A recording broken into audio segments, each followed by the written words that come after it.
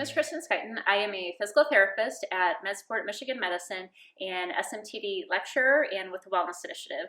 Today we'll be doing a quick introduction on soft tissue mobilization techniques, things that you can do to help mobilize, release any tight tissue that might be in your own body. But first, a couple precautions and disclaimers.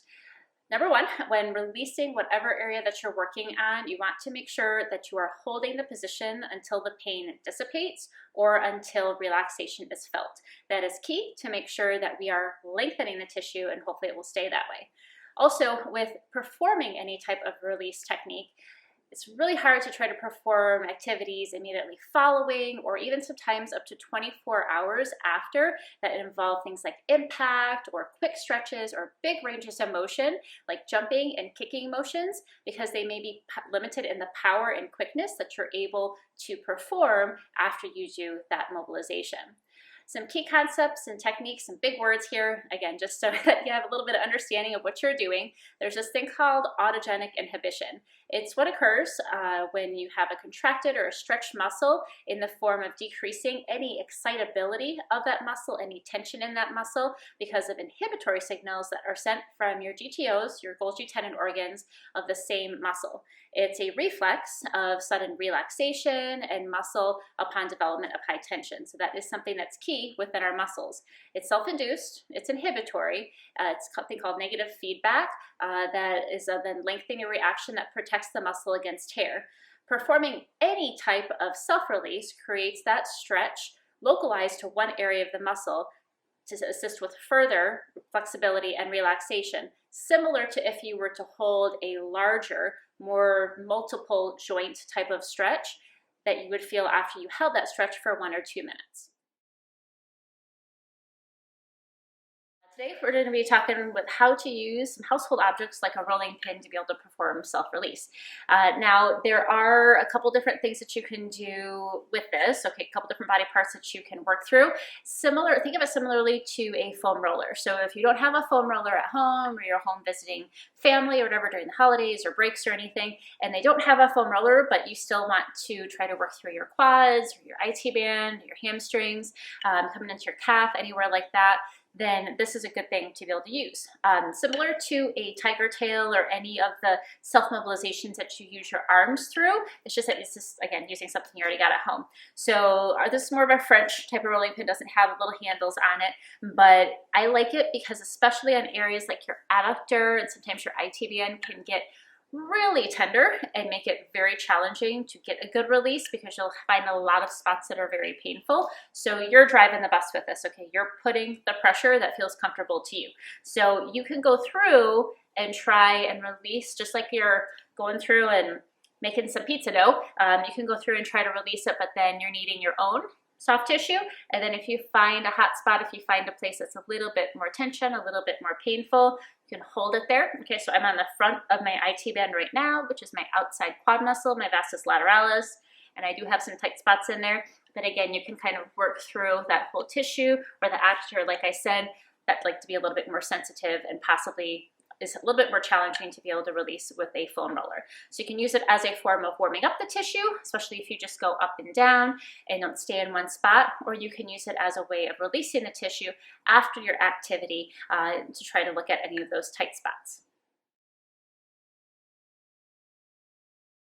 Today we'll be talking about some contract relax techniques, and so with this it is a way that you can help loosen up, relax some different areas of your body, and can assist with stretching, especially in areas that may be just really hard for you to stretch or to feel like you're getting a good stretch out of, especially two joint muscles. I like the gastrocnemius, the top part of your calf, or your hamstrings, sometimes even some of your hip flexors, can just be really, really tight and can be hard, more challenging for you to be able to feel a good stretch out of. So this will, again, help you to feel more of a stretch, help to have more of a longer lasting stretch. So how we do this, I'm going to show on my hamstrings, okay, is I'm going to look at taking that extremity, taking my right leg and putting it to a level of stretch, and then I will push into it, contract that muscle, relax for a little bit, try to pull it into a little bit more range of motion, push against it, and then repeat that 3 times, holding for a 6-second contraction, and then I hold it again for 30 seconds at the end. For this one, you can repeat it as you feel comfortable. Again, it is a bit more of intense of a stretch, so it tends to be something that is better utilized at the end of your day, especially when you're all the way warmed up, to try to help promote tissue elongation, or if you are trying to work on flexibility on certain areas, okay? So I'm gonna lay down. So the hamstrings are a 2-joint muscle. They start at your sits bones and they come all the way across, so they're crossing the hip, and then they come all the way down and insert past your knee. And so I'm gonna I'm gonna bring it all the way to the end range for my hip, but then I'm gonna work on that extension, okay? And to be able to do that, so again, the hamstrings bend my knee and they extend from my hip. So I am going to try to work on the knee bending part of it. So I'll take it all the way to the hip flexion, and then I'm gonna push against my hand and count for 6 seconds. And then I'm gonna try to straighten my knee out a little bit more, okay? And then I'm gonna try it again, push. I'm trying to bend my knee, restraining myself from my hands against my calf. And then I'm gonna try to extend it a little bit more. Whoo, it's getting intense. And then I try it again pushing into my hand, trying to bend my knee. And then I relax, and I just try to hold that range of motion for 30 seconds. Now you saw where I started with my knee a little bit more bent. So this again, I feel it really intense in my hamstrings, but I was able to go a little bit farther because what this does is it's fatiguing that muscle to allow it into more of a range of motion, which you may not have gotten if you just tried to pop the leg up there, okay? So again, with that last one, you hold it for the 30 seconds at the end.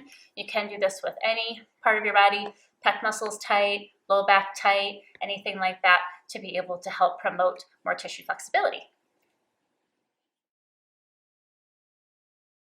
I just wanted to chat a little bit, talking about soft tissue self-mobilization techniques, about cupping. Some of you may have tried it, maybe you've heard about it. This is a technique that you can do on yourself. I highly recommend, highly bolded, underlined, that you have this done with a rehab professional first, and making sure that they can educate you on areas to avoid, kind of what your tolerance is, because these are kits that you can get very easily off Amazon, but having some level of education can be helpful. So if this is something that you'd like to try, or you have areas of just chronic tightness that are always problematic for you, feel free to make an appointment with the triage clinic. I'm more than happy to chat with you about this too, okay? So I just wanted to show you, this is a cupping kit. Again, I just got this one off Amazon. They are pretty cheap. This is just plastic.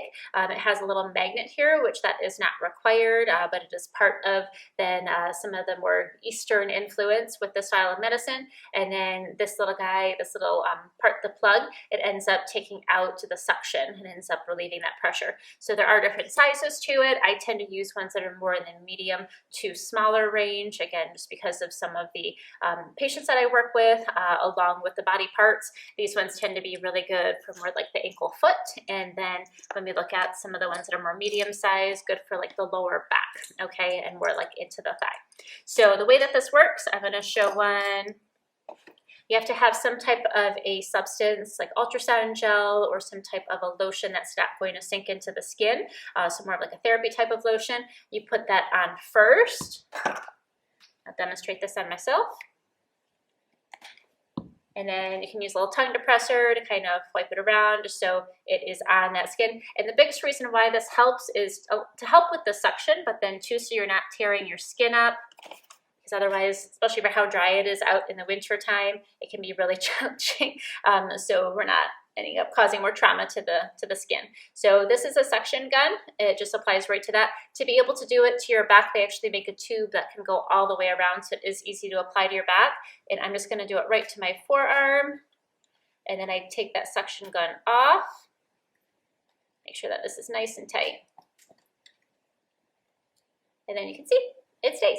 Okay, and if I was having any tightness, so let's say I'm an instrumentalist and I was having any tightness in through my hand or in through the top part of my forearm, I could even keep that on while I was going through ranges of motion too. I'm going to use a little bit smaller one because I have little tiny forearms. There we go. And then you can see it stays on, and see that tissue coming up into the cup. So you just have to kind of gauge where you're at from your body size, from how much muscle tissue you have in a certain area, and then how tight you are too for what is needed. Even like around the wrist, you'd use really, really small ones to be able to make sure that you got any of the muscle tissue in there. So something to try, but like I said, please make sure, and then you just take this little part out the top and it releases the suction. A lot of times it's not gonna leave a mark at all too, so it's not gonna, you don't have to worry about anything staying too long or bruising the skin. But please make an appointment with us for Triage Clinic if you have any questions and want to try it. Today we're going to be using your own leg to help release your other leg by doing some releasing to your gastrocnemius and your soleus. Those are your calf muscles, your big calf muscles that are in the back of your lower leg that help you go up into elevate, releve, help you push off into jumps, help you go upstairs, and that tend to get really, really tight because of how much pointing that we do through dance, through musical theater, or wearing high heels even too. And so this is a good thing to be able to try to work on that, okay? Because it tends to be an area that likes to get really tight for a lot of people. Also gets tight from sitting for a long time. So with this, we're going to end up using our knee to kind of cross over and push into the back of the other leg. All right, so I'm going to first go up onto hands and knees, and so you will see me just in this tall position right through here. I am going to cross my this is my right knee back, almost like I'm trying to cross my legs just from this position, and then don't try to pop yourself up onto the balls of your feet. Try and let the front of your feet and ankles, let those relax, and then you're going to cross over and use that top leg. Okay, so for me it's my right on top of my left, and just using your knee right at your kneecap to be able to push into the leg that's underneath, okay?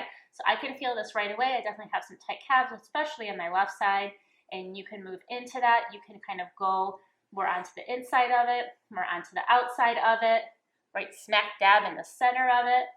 And this is similar to any of the trigger point releases. You want to try to hold it until either you don't feel pain or you feel the muscle relax, you feel your knee go a little bit further into the muscle tissue. And then just trying again to kind of mobilize that tissue as much as you can on both sides, you're even, but then trying to make sure that you're covering all of that tissue.